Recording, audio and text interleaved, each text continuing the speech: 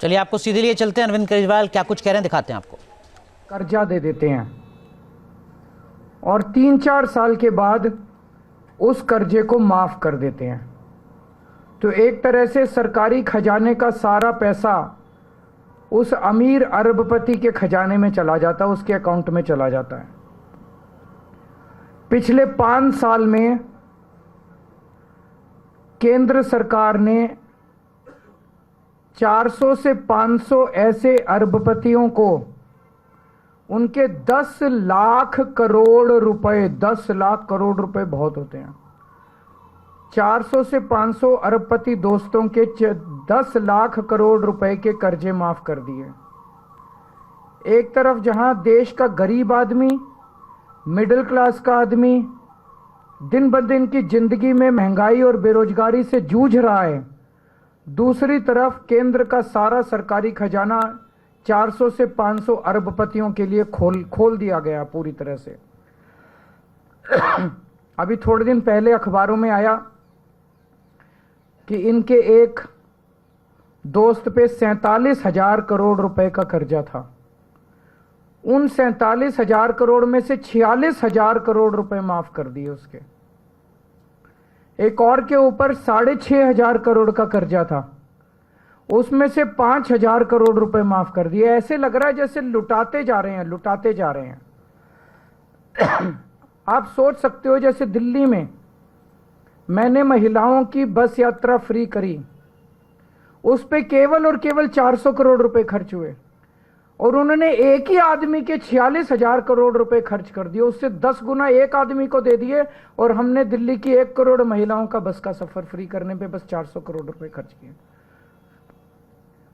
एक middle class का आदमी जो साल में 12 लाख रुपए कमाता है, उस पे केंद्र सरकार ने इतने टैक्स लगा दिए, वो इनकम टैक्स देता है, जीएसटी देता है, सर्विस टैक्स देता है, प्रॉपर्टी टैक्स देता है, एजुकेशन सेस देता है, कैपिटल गेन्स टैक्स देता है, रोड टैक्स देता है। ये सारे टैक्स अगर एक साथ किए जाएं तो 12 लाख इनकम कमाने वाला आदमी कम से कम 6 लाख रुपए अपनी आधी आमदनी सरकार को टैक्स के रूप में दे देता है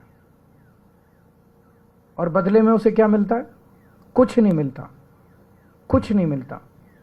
तो जब वो देखता है कि केंद्र सरकार, मैं तो टैक्स पे टैक्स दे रहा हूं, मैं तो 6 लाख रुपए साल के टैक्स दे दिए और मेरा 6 लाख रुपया अरबपतियों के यहां चला गया, मेरे को लूट लिया गया, तो वो बहुत दुखी होता है मिडिल क्लास वाला।